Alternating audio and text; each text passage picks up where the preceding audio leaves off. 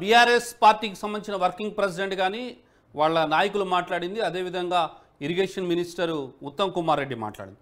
So ఇప్పుడు ఎవరిని corner చేయబోతున్నారు, ఎందుకు చేయబోతున్నారు, ఇదే అంశంపై ఈరోజు మనతో మాట్లాడడానికి జూమ్లో అందుబాటులో ఉన్నారు ప్రముఖ సివిల్ ఇంజనీర్, న్యాయవాది, అదేవిధంగా పొలిటికల్ అనలిస్ట్ పిఎస్ రెడ్డి గారు. గుడ్ ఈవినింగ్ అండి పిఎస్ రెడ్డి గారు. శ్రీనివాస్ రెడ్డి గారు నమస్తే. నమస్తే. నమస్తే. మీరు చూస్తున్నారు గత కొంతకాలంగా కాళేశ్వరం అనేటటువంటి ఒక ట్యాగ్ లైన్ మీదనే రాజకీయ పార్టీలన్నీ కూడా ఇదే అంశాన్ని పదే పదే ప్రస్తావిస్తూ మరి రేపు లోక్సభ ఎన్నికల సందర్భంగా ఇవంతా కూడా జరుగుతుందనేది ప్రజలు కూడా కొంత గమనించినట్టుగా కనిపిస్తోంది. మరోవైపు కాళేశ్వరంలో ఎన్ని కోట్ల అవినీతి జరిగింది ఏంది అనే సంగతి తర్వాత ఈ ప్రభుత్వం ఏ రకంగా నడుస్తున్నది కొంతమంది ఆలోచిస్తుంటే కాళేశ్వరంలో ఇంత అవినీతి జరిగిందా అని చెప్పేసి అనుకునే వాళ్ళు కూడా లేకపోలేదు. సో ఓవరాల్గా ఈరోజు బీఆర్ఎస్ టూర్ కానీ ఉత్తమ్ కుమార్ రెడ్డి మాట్లాడిందని కానీ కమిటీ ఇచ్చినటువంటి తీర్పులు కానీ దీన్ని అన్నీ చూస్తుంటే మీకు ఏమనిపిస్తుంది? మీరు కరెక్ట్గా చెప్పారు. ఇప్పుడు ఇది నెక్స్ట్ పార్లమెంట్ ఎలక్షన్ దానిక ఇది ఒక పొలిటికల్ ఇష్యూగా ఉంటుంది. Unfortunately this has happened just before assembly elections on 21st October evening around 6:30 7 o'clock. అక్కడ పియర్స్ ష్రింక్ అయినాయి. ఒక సౌండ్, హ్యూజ్ సౌండ్, అంటే కాంక్రీట్ ఎప్పుడైతే క్రాక్ అవుతుందో ఇటు ఒక శబ్దం వస్తుంది. దాని నుంచి మనకి భావ్య ప్రపంచానికి తెలిసింది అక్కడ ఇది ఇక్కడ ఏదో సౌండ్ వచ్చింది ఏంటిదని చూస్తే అక్కడ ఈ పియర్స్ కృంగిపోయినాయని. సరే, దాని అడ్వాంటేజ్ అప్పుడు ఉన్న అపోజిషన్ లో ఉన్న కాంగ్రెస్ పార్టీ ఈ ఇష్యూని తీసుకున్నది, ప్రజల్లోకి వెళ్ళింది. ప్రజలు దే హ్యావ్, అంటే ఇది ఒకే ఇష్యూ అని కాదు, there are other issues also. ఒక ఎలక్షన్ అన్నప్పుడు మల్టిపుల్ పబ్లిక్ రిలేటెడ్ ఎజెండా తోటి ఉంటాయి. అందులో ఇదొకటి విచ్ ఈజ్ వెరీ, ఇటు ప్రభుత్వం ఏమో కాళేశ్వరము మేము 1,00,000 కోట్లు అది ఖర్చు పెట్టాము, 1 కోటి ఎకరాలకి నీరు ఇచ్చాము, తాగునీరు ఇచ్చాము, హైదరాబాద్ లాంటి సిటీకి ఇక్కడ ఉన్న చుట్టుపక్కల ఉన్న చెరువులు, కుంటలు, వాగులు అన్నిటికీ నీళ్లు నింపుతున్నాము, ఇక్కడ ఉన్న గండిపేట కూడా అవసరం లేదు ఇప్పుడు అని 111 జీవో కూడా ఎత్తివేస్తాము అనే స్టేజ్కి వెళ్ళారు. అంటే సోర్లీ బికాస్ ఆఫ్ దిస్ కాళేశ్వరం అనే ఒకటి ఈ యొక్క ప్రాజెక్టుని చూపిస్తూ. Unfortunately BRS last the election. ప్రజలు క్లియర్ మ్యాండేట్ ఇచ్చారు. మీరు చూస్తే ఏదైతే కాళేశ్వరము అడ్వాంటేజ్ రైతులు లేకుంటే ఎవరైతే అక్కడ ఉన్న పౌరులు అంటారు, ఆ క్యాచ్మెంట్ ఏరియా నుంచి వాటర్ వచ్చి వాటర్ బెనిఫిట్ పొందిన వాళ్ళందరూ కూడా బీఆర్ఎస్కి వ్యతిరేకంగా ఓటేశారు. సో ఇప్పుడు పార్టీ 3 నెలలు అయిపోయింది.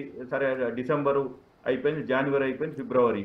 సో ఒక ప్రతిపక్షం ఉన్న పార్టీ మళ్ళీ దే వాంట్ టు రీజనరేట్ చేసేటప్పుడు ఏం చేశారు, కృష్ణా వాటర్ అని చెప్పి అక్కడ నల్గొండ జిల్లాలో ఏదో ప్రయత్నం చేశారు. అక్కడ మేము వీళ్ళు కృష్ణా రివర్ బోర్డు మేనేజ్మెంట్కి వీళ్ళు శ్రీశైలం, నాగర్ డ్యామ్స్ మనం వాటర్ రైట్స్ ఇవన్నీ ఇచ్చేస్తున్నారు అనే ఒక ప్రొపగండా స్టార్ట్ చేశారు.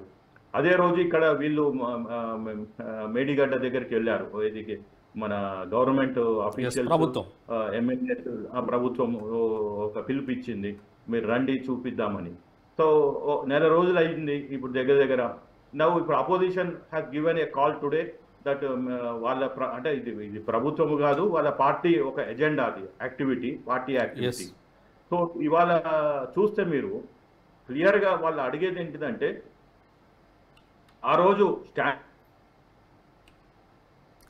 రైట్, అంటే వాళ్ళు అడుగుతున్నది ఏంటంటే వాటర్ నింపండి అంటున్నారు.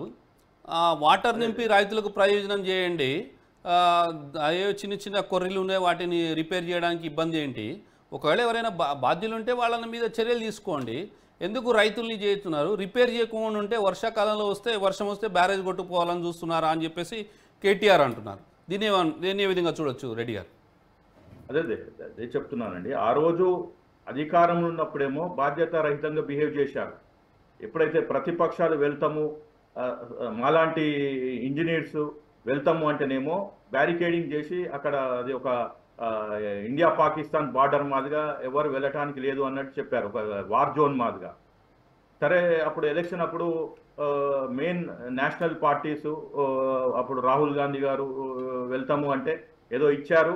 సరే ఆయన ఏదో ఫోటో తీసి ఆయన ట్విట్టర్లో పెడితే ఇది ఏంటిది, అసలు అక్కడ క్రాక్సే లేవు, అదొక ఎక్స్పాన్షన్ జాయింట్ అంటే అలాంటి ప్రాజెక్ట్లో నార్మల్ బ్రిడ్జెస్లో బ్యారేజెస్లో ఈవెన్ పెద్ద పెద్ద భవనాలలో కూడా ఎక్స్పాన్షన్ జాయింట్స్ ఉంటాయి అని చెప్పి వీళ్ళు బీఆర్ఎస్ వాళ్ళు సోషల్ మీడియాలో రాహుల్ గాంధీకి రేవంత్ రెడ్డికి ఎక్స్పాన్షన్ జాయింట్కి దీనికి మినిమం నాలెడ్జ్ కూడా లేదు అన్నట్టు చెప్పారు.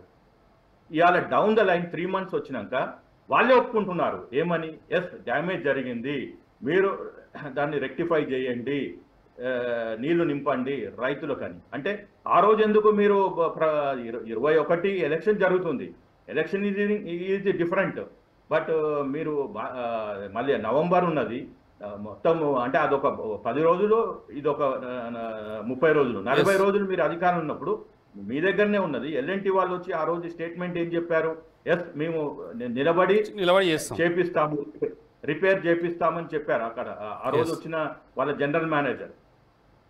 But they have not revealed any information to anybody, politics ఎవరికి ఇవ్వలేదు. అప్పుడు 1 అక్టోబరు ఎండింగ్లో నేషనల్ డ్యామ్ సేఫ్టీ అథారిటీ వాళ్ళు వస్తే వాళ్ళు అడిగిన 20 లిస్టులో 11 లిస్టులే 11 ఐటమ్సే ఇచ్చాము అని చెప్పి అక్కడ వాళ్ళతోటి గొడవ, అక్కడ నేషనల్ సెంట్రల్ గవర్నమెంట్ అది సిడబ్ల్యూసి వాళ్ళతోటి. అంటే వీళ్ళు ఒక రకమైన సీక్రెసీగా మెయింటైన్ చేశారు. లాస్ట్ 10 years గవర్నమెంట్ నడిపారు. సరే వచ్చిన ప్రభుత్వం చేంజ్ ఓవర్ జరిగింది, ట్రాన్సిషన్ జరిగింది. జరిగినాక ఏం చేశారు, ఇప్పుడు Uttam Kumar Reddy garu okay, is a dignified person, he has worked for the air force, అంటే ఒక ఇంటిగ్రిటీ ఉన్న వ్యక్తి, అంటే at a very young age he's been trained in national defence academy. వీళ్ళ మాదిగా ఏదో కమర్షియల్గా సెంటిమెంటల్గా పోలేదు. ఆయన ఒక ఇంటర్మీడియట్ తర్వాత నేషనల్ డిఫెన్స్ అకాడమీ కడక్వాసుల పూనాలో ఉండి అక్కడి నుంచి దేశానికి ప్రాణాలు అర్పించడానికి కూడా రెడీగా ఉన్నారు. దెన్ హీ సాక్రిఫైస్డ్ ఏదో ఒక ఫైటర్ జెట్ నుంచి పడుతూ జరిగిన వ్యక్తి, అంటే ఒక ఇంటిగ్రిటీ ఉన్న వ్యక్తి. అతనికి ఇవాళ బాధ్యతలు ఇస్తే వారు ఇంకా మీరు రిపేర్ చేయలేదని ఎట్లా అంటారు, దానికి ఒక ప్రాసెస్ ఉంటుంది. ఎస్ అక్టోబర్లో అది జరిగింది, నవంబర్లో డిసెంబర్ 3వ తారీఖు దాకా బీఆర్ఎస్ఏ ప్రభుత్వం అధికారం ఉంది. వీళ్ళు అసలు ఒప్పుకోవట్లేదు, అది డ్యామేజ్ జరిగిందని చెప్పి ఒప్పుకోవట్లేదు. దెన్ డిసెంబర్లో అధికారం మారిపోయింది. ఇప్పుడు జనవరి ఫిబ్రవరి ఇలా మార్చి 1వ తారీఖు ఉన్నాం. వారు చెప్తున్నారు ఎస్ మనము భావ్య ప్రపంచానికి చెప్పాలి, ఎవరైనా మేము we are ready to take suggestions including the former chief minister. అంటే వారు రారు, అసెంబ్లీకి రారు, అక్కడ మేడిగడ్డకు రారు. దెన్ ఇవాళ కొత్త నాటకాలు ఏం చేస్తున్నారు అంటే మీరు రిపేర్ చేయండి. How can they do repair? ఇప్పుడు ఒక వాళ్ళు అంటున్నారు కారు షెడ్డుకు పోయింది, షెడ్డుకు పోగానే దానికి ఒక మినిమం ఇన్స్పెక్షన్ ఉంటుంది, అసెస్మెంట్ ఉంటుంది, దాని తర్వాత ఆ పార్ట్స్ దొరకాలి. Then only expert will do the repair even for that car.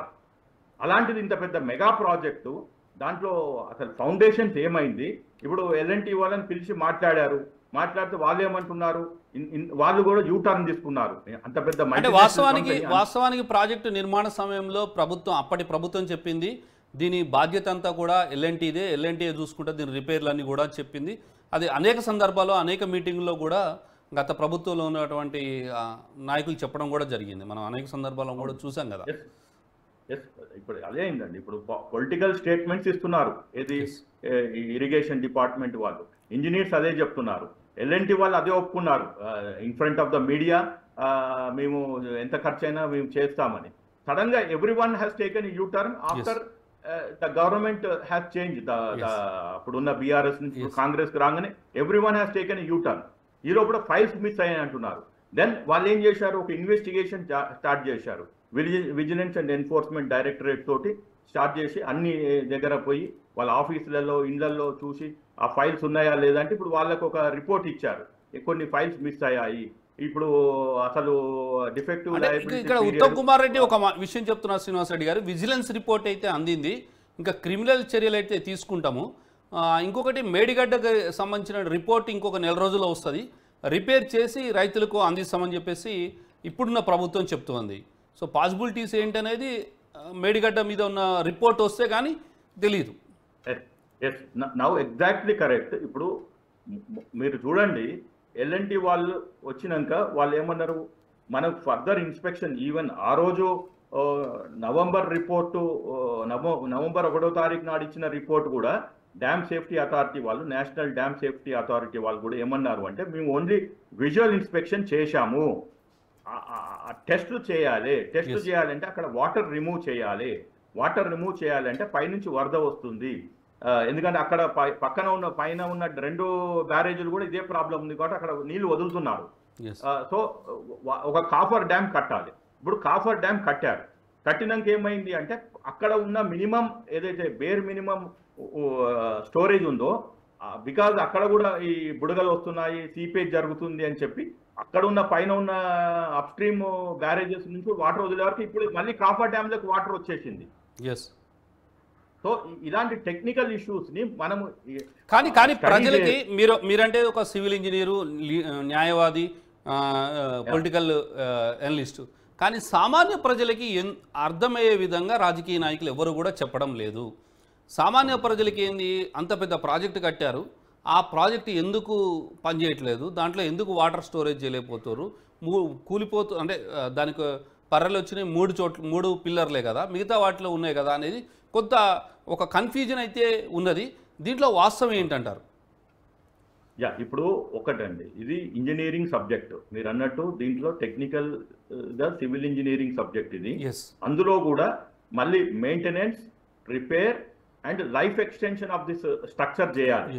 దీంట్లో సివిల్ ఇంజనీరింగ్ లో ఉన్న అందరికీ అనుభవం లేదు ఇందులో, ఎందుకంటే ఈ సబ్జెక్టు డ్యామ్ నిర్మాణమే అనేది ప్రతి ఇంజనీరింగ్ కాలేజ్లో ప్రతి ఇంజనీరింగ్ వ్యక్తికి తెలుసు, స్టూడెంట్ నుంచి ప్రొఫెసర్ నుంచి సివిల్ ఇంజనీర్కి. కానీ రిపేర్ అనేది it's a highly specialized subject. అలాంటి first we have to do that diagnosis. ఇప్పుడు లైక్ హ్యూమన్ బాడీ మాదిరిగానే మనకు అక్కడ సిమ్టమ్స్ కనపడుతున్నాయి, క్రాక్స్ అనేది ఎందుకు వచ్చిందంటే we have to do a thorough investigation చేయాలంటే మనకి సాఫిస్టికేటెడ్ ఎక్విప్మెంట్ ఉండాలి, ఆ ఎక్విప్మెంట్ని హ్యాండిల్ చేయడానికి మ్యాన్ పవర్ ఉండాలి, ఆ ఏజెన్సీస్ ఉండాలి. ఇప్పుడు ఆ ఏజెన్సీస్ని ఫస్ట్ ఐడెంటిఫై చేయాలి, తర్వాత ఆ టెస్ట్ రిపోర్ట్స్ రావాలి, వచ్చినాక ఇంటర్ప్రిటేషన్ ఆఫ్ రిజల్ట్స్ అంటాము, ఆ రిజల్ట్స్ని చూసినాక then we have to design a method statement, అంటే రెమిడియల్ మెథడ్స్ అంటాము, రెమిడియల్ మెథడాలజీ స్టడీ తయారు చేయాలి, చేసి what type of materials to be used, ఇవన్నీ చేయడానికి టైం టేకింగ్. ఇదేమి మనకి స్ట్రైట్ రాత్రి సిమెంట్ తీసుకుపోయి వేసి ప్యాచ్ వర్క్ చేసేది కాదు. నో సారీ, అట్లా లేదు. దీంట్లో ఎపాక్సీస్, పాలియూరిథిన్స్, అట్లా మైక్రో కాంక్రీట్, అట్లా డిఫరెంట్. సో రెండోది, రేపు వర్షాకాలంలో వాటర్ వస్తే మళ్ళీ ఆ వాటర్ కనుక ప్రాజెక్టుకి ఏమైనా ఇబ్బంది కలిగితే మళ్ళీ దాని బ్యాక్ వాటర్ ఉంటుంది, మళ్ళీ వాటర్ ఉంటే అక్కడ కోట్ల రూపాయలు పెట్టి కొనుగోలు చేసినటువంటి పంపులు ఉన్నాయి, మోటార్లు ఉన్నాయి, మరి అవన్నీ డ్యామేజ్ కాకుండా చూసుకోవాలి. సో ఇంత సబ్జెక్ట్ ఉన్నది, కానీ ఇక్కడ ఉన్న పొలిటికల్ పార్టీలు ఓన్లీ కన్ఫైన్ అయ్యేది పాలిటిక్స్ మీదనే, ఆరోపణలు ప్రత్యారోపణలు మీదనే కన్ఫైన్ అయినాయి అనుకోవచ్చా? అంటే అన్ఫార్చునేట్లీ మన ఏదైతే టీఆర్ఎస్ ఇప్పుడు బీఆర్ఎస్గా ఉన్న పార్టీ తెలంగాణ ప్రజలకి లో ఐక్యూ ఉంది అనుకుంటారు.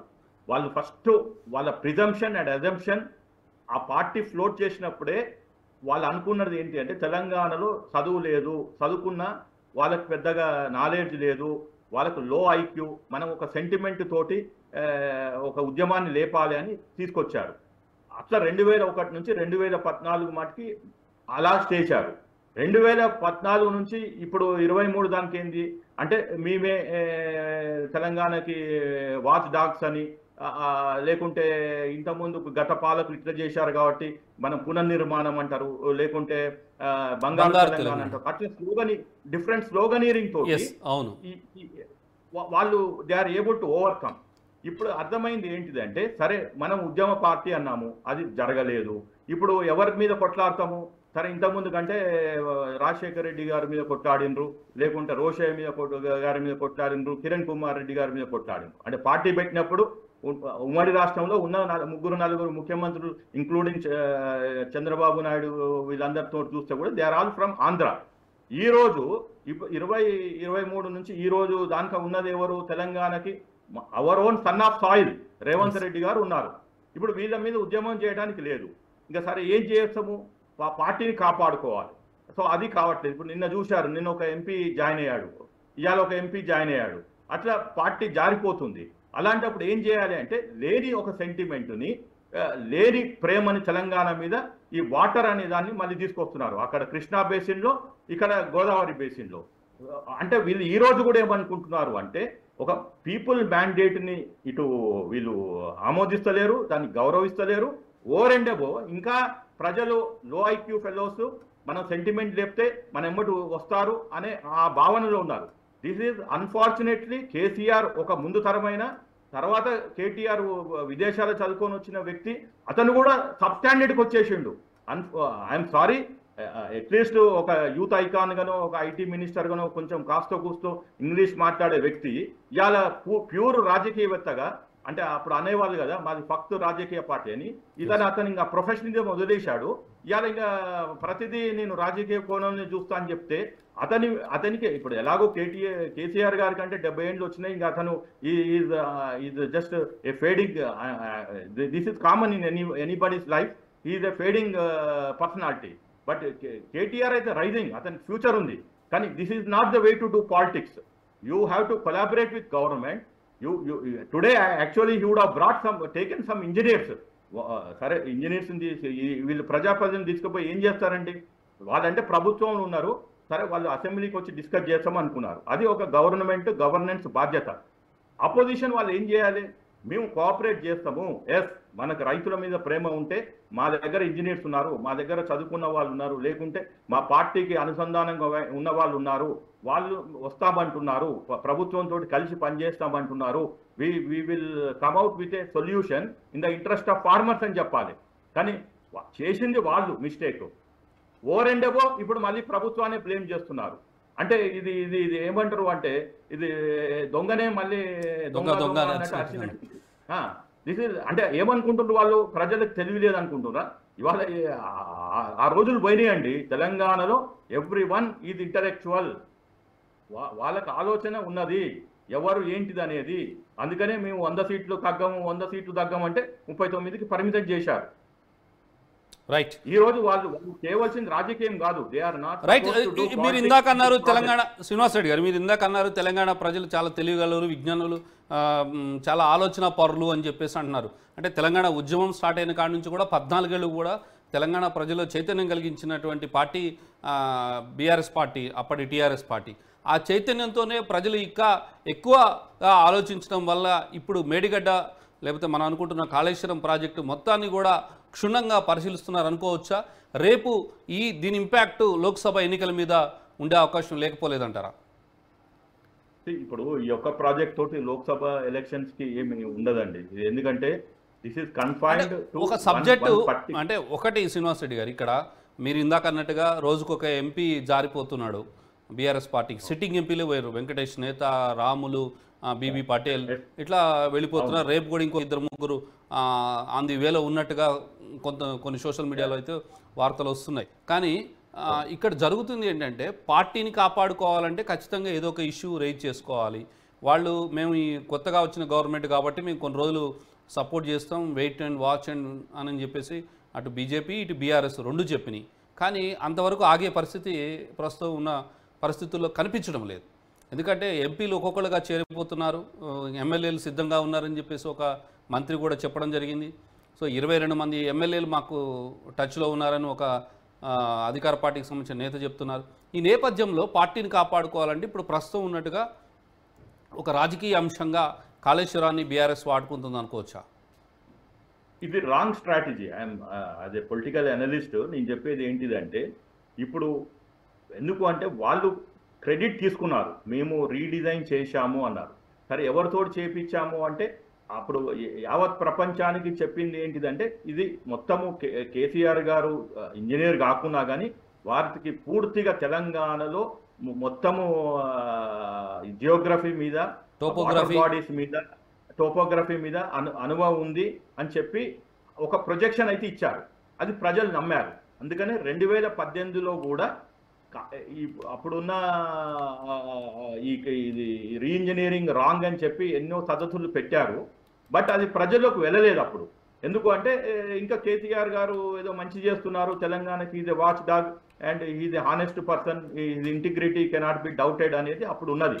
డౌన్ ద లైన్ అది డైల్యూట్ అయింది. ఇప్పుడు there is a huge deficiency, trust deficiency వచ్చేసింది. ఇప్పుడు మీరు అవునన్నా కాదన్నా వాళ్ళ పార్టీలో మీరు చెప్పిన సంఖ్యా ప్రకారము ఒక్కొక్కరు వెళ్ళిపోతున్నారు అని ఏదైతే నెంబర్స్ చెప్పారో, ఎందుకు అంటే వాళ్ళ లీడర్షిప్ మీద వాళ్ళ సిట్టింగ్ ఎంపీస్కి సిట్టింగ్ ఎమ్మెల్యేస్కే ట్రస్ట్ డిఫిషియన్సీ అండ్ లీడర్షిప్ వచ్చింది. అలాంటప్పుడు వాళ్ళు ఏం చేయాలి అంటే they have to sit down, they have to do a brainstorming and ప్రజలకి అంటే ఈ 4.5 కోట్ల ప్రజలకి మనము ఏమి చేయగలుగుతాము. ఎస్, అంతకుముందుకు ఫస్ట్ జనవరిలో ఏదో సభలు పెట్టారు, రివ్యూ మీటింగ్స్ పెట్టుకున్నారు, పార్లమెంటు ఎలక్షన్స్కి మేము రెడీ అవుతున్నాము అని చెప్పారు. అప్పుడు ఏమన్నారు, తెలంగాణ గలము బలము పార్లమెంట్లో మేమే వినిపిస్తామన్నారు. కానీ అది ప్రజలకు వెళ్ళలేదు. ఎందుకంటే అది టీఆర్ఎస్ కాదు బీఆర్ఎస్ అయింది. కాబట్టి వాళ్ళు ఇంతకుముందు పోయి జై మహారాష్ట్ర అన్నారు, జై ఆంధ్ర అన్నారు, జై ఒరిస్సా అన్నారు, జై గుజరాత్ అన్నారు. అక్కడి నుంచి తీసుకొచ్చి ఇక్కడ కండువలు పెట్టారు, అక్కడ ఆఫీసులు ఓపెన్ చేశారు. కాబట్టి అది కూడా ఒక నేషనల్ పార్టీ. ఇప్పుడు కాంగ్రెస్ మాదిరిగానే బీజేపీ మాదిరిగా వీళ్ళు కూడా నేషనల్ ఇంట్రెస్ట్ ఉన్నది. వీళ్ళు ఇప్పుడు ఏదో సడన్గా ఓడిపోగానే మళ్ళీ తెలంగాణ వాదం పట్టుకుంటారని ప్రజలు నమ్మలేదు. అది అయిపోయింది. నెక్స్ట్ ఏమైంది, సరే ఈ లోపల ఈ వాటర్ ఇష్యూని వీళ్ళు అనవసరంగా రేకప్ చేశారు.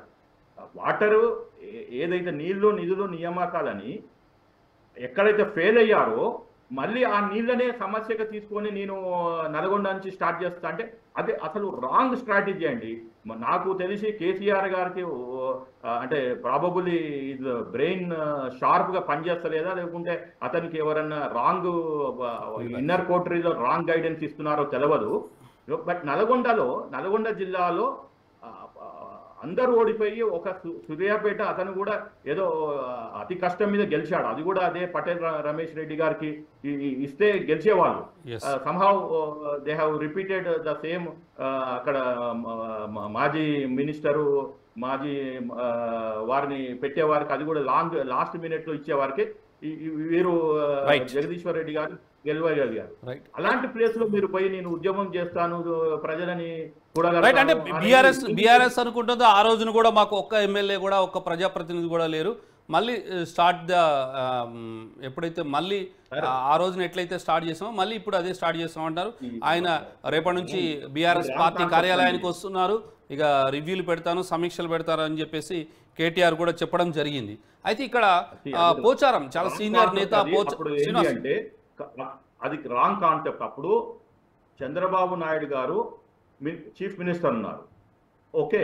రెండవది యాంటీ ఇన్కంబెన్సీ ఉన్నది. ఇటు కాంగ్రెస్ పార్టీ అక్కడ సెంట్రల్లో లేదు, స్టేట్లో లేదు. దెన్ కేసీఆర్ గారి వయసు అప్పుడు 47 ఏండ్లు, ఇప్పుడు 70 ఏండ్లు.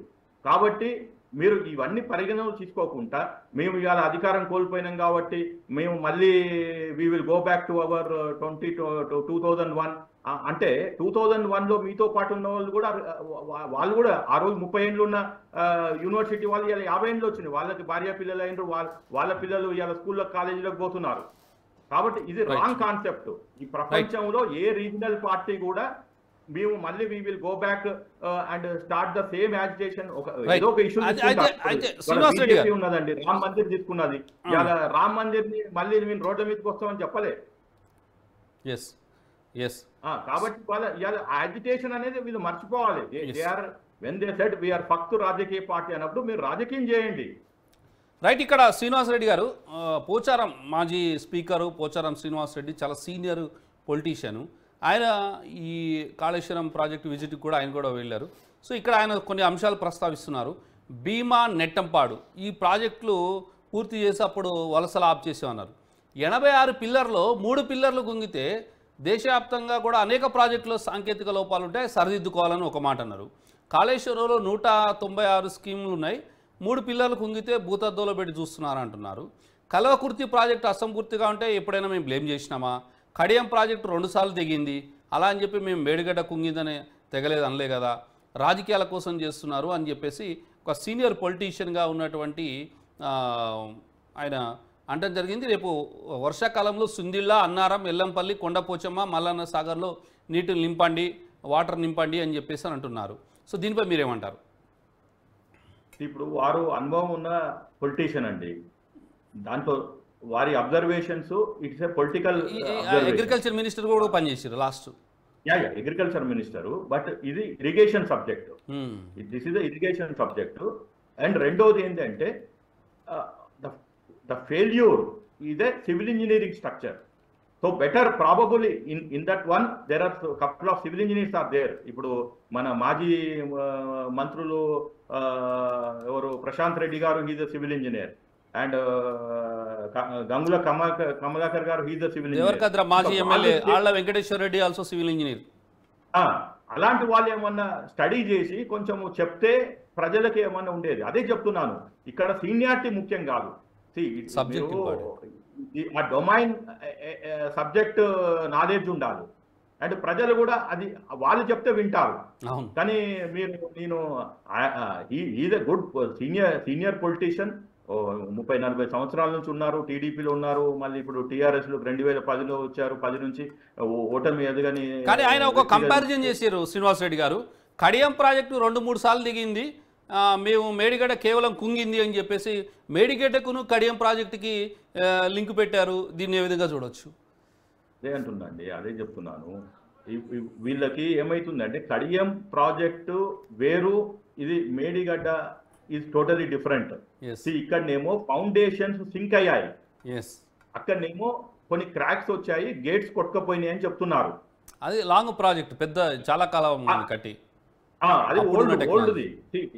ఏజింగ్ ఇష్యూస్ వస్తున్నాయి. ఇప్పుడు this is a born defect baby. Medigadda is a born defect baby. That is first thing. Second, ఇప్పుడు దానికి బ్యాక్ వెళ్తే why this is born defect అంటే because again it is a political decision, not a engineering decision. ఇప్పుడు అందరూ తప్పు పట్టేది ఎందుకు కేసీఆర్ గారిని అంటే వారు అన్ని నేనై చేస్తున్నాను అని ప్రొజెక్ట్ చేశారు. అప్పుడున్న గవర్నర్ కూడా ఏమన్నారు, అరే కేసీఆర్ అసలు ఇంజనీర్ కాకుండా కానీ ఒక ఇంత అద్భుతమైన ప్రాజెక్ట్ క్రియేట్ చేశాడని. ఎక్కడి నుంచో నరసింహన్ గారు వీరిని చంద్రశేఖరరావు గారు, కాళేశ్వరరావు గారు అనాలని వీరిని మన హరీష్ రావు గారిని పొగిడారు. అంటే పొగడ్తలు వచ్చే వారికనేమో తీసుకున్నారు. ఇప్పుడు ఎప్పుడైతే ప్రాజెక్ట్లో ఇలాంటి డిఫెక్ట్స్ వచ్చి ప్రాజెక్ట్లో ఫెయిల్యూర్స్ వచ్చినప్పుడు, ఇంజనీరింగ్ ఫెయిల్యూర్స్ వచ్చినప్పుడు మీరు తీసుకోండి. You are not taking ownership and you have made scapegoat of engineers who served you.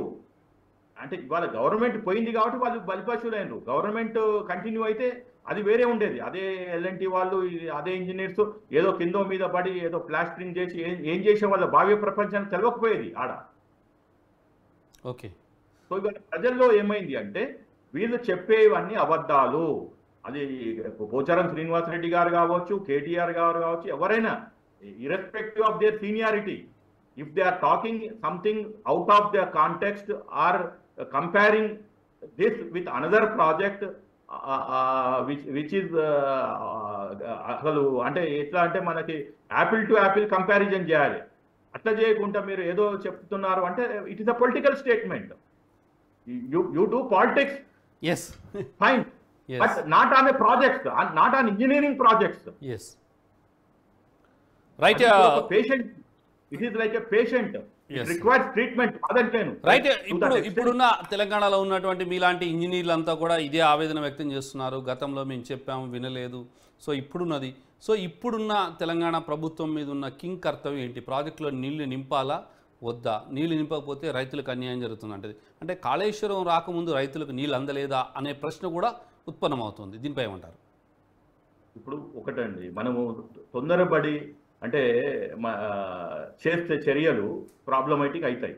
ఇప్పుడు నీళ్లు నింపారనుకోండి, ఏదో అడహాక్గా ఆర్బిటరీగా మనము సైంటిఫిక్గా కాకుండా ఏదో రిపేర్స్ పై మెరుగులు మాదిరిగా చేసి కాస్మెటిక్ రిపేర్స్ అంటాం చేసి రూట్ కాజ్ ఐడెంటిఫై చేయకుండా ఏదో చేసి మనకు రేపు నిలపాల అనే ఆబ్జెక్టివ్ తోటి కాకుండా first you have to do a proper investigation, find out the cause.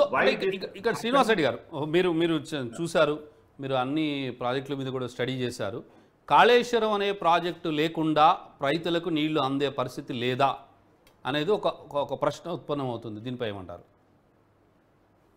లేదు, కాళేశ్వరం ఇప్పుడు అంటే కాళేశ్వరం కాదు, Medigadda. We are talking about Medigadda as a barrage. Medigadda. ఇప్పుడు మేడిగడ్డ బ్యారేజ్ లో నీళ్లు ఒక చుక్క నీళ్లు నిలవకుండా అది ఏమైతుంది, వాగు మాదిరి వెళ్ళిపోతుంది. అంటే వచ్చిన వాటర్ వచ్చినట్టు వెళ్ళిపోతుంది. అంతే అంతే. అంటే ఇప్పుడు 2018కి 19కి బ్యారేజ్ కట్ట ముందుకు ఎట్లయితే వాటర్ వస్తుందో అది వెళ్ళిపోతుంది. అయితే వీళ్ళు ఓన్లీ థింగ్ ఈజ్ ఇక్కడ ఆపటం అనేది జరగదు. ఇప్పుడు అది అక్కడ స్టాప్ వాటర్ స్టోరేజ్ ఉండదు. రెండోది పంపింగ్ జరగదు. ఇక్కడ నుంచి మళ్ళీ పక్కన ఉన్న సుందిల్లా నుంచి అన్నారం నుంచి మళ్ళీ తీసుకుపోయి అక్కడ మెయిన్ బ్యారేజ్ లో అక్కడ నుంచి మళ్ళీ గ్రౌండ్ టన్నల్స్ మనకి రావాలి, హైదరాబాద్ కి రావాలి, కొండపోచమ్మ ఇటు సైడ్ రావాలి, రైట్, ఎల్లంపల్లి బ్యారేజ్ నుంచి. సో అది ఏమైతుంది అంటే ఇప్పుడు ఈ రివర్స్ పంపింగ్ ఆగిపోతుంది, ఈ 2-3 స్టేజెస్ రివర్స్ పంపింగ్. కానీ డౌన్ స్ట్రీమ్ వాళ్ళకి వాటర్ వచ్చేస్తుంది, ఎప్పుడైనా వాటర్ పొలంలోకి వెళ్ళిపోతూ ఉంటుంది. వచ్చిన వాటర్ ఇటు గోదావరి నుంచి అయినా అటు ప్రాణహిత నుంచి అయినా వచ్చిన వాటర్ వచ్చినట్టు వెళ్ళిపోతుంది. రైట్ రైట్ శ్రీనివాస్ రెడ్డి, ప్రభుత్వం మీద కూడా ఒక బాధ్యత ఏంది అంటే వాళ్ళు సరే నేషనల్ డ్యామ్ సేఫ్టీ అథారిటీ అనేది కూడా అది కొత్త body. It has just started in 2022 act ప్రకారం, చట్ట ప్రకారం జరిగింది. అవునండి. సో వాళ్ళు ఇచ్చే రిపోర్ట్స్ ని బేస్ చేసుకుంటూ ప్లస్ తెలంగాణ గవర్నమెంట్ కూడా, ఎందుకంటే మన దగ్గర కూడా రిసోర్సెస్ ఉన్నాయి, మన దగ్గర కూడా irrigation department, design department, we are doing repair works for Srisailam and Nagarjuna ఇలాంటి. సో ఇక్కడ కూడా ఒక టీముని పెట్టి వాళ్ళతోటి కొలాబరేషన్ ఖచ్చితంగా అదే చేస్తామని చెప్పేసి ఉత్తమ్ కుమార్ రెడ్డి అంటున్నారు. ఉత్తమ్ కుమార్ రెడ్డి ఢిల్లీ కూడా వెళ్తున్నారు. అక్కడ చాలా మంది ఇంకా నిపుణులు కలిసి ఇంకా అనేక సలహాలు సూచనలు తీసుకుంటున్నారు. వాళ్ళు ఒక భరోసా ఇవ్వాలి. స్టేట్మెంటే కాదు, గవర్నమెంట్ తరఫున ఒక టైం బౌండ్ షెడ్యూల్ ఇవ్వాలి. అది తొందరలో ఇస్తామని చెప్పేసి అంటున్నారు. థ్యాంక్ యూ శ్రీనివాస్ రెడ్డి గారు.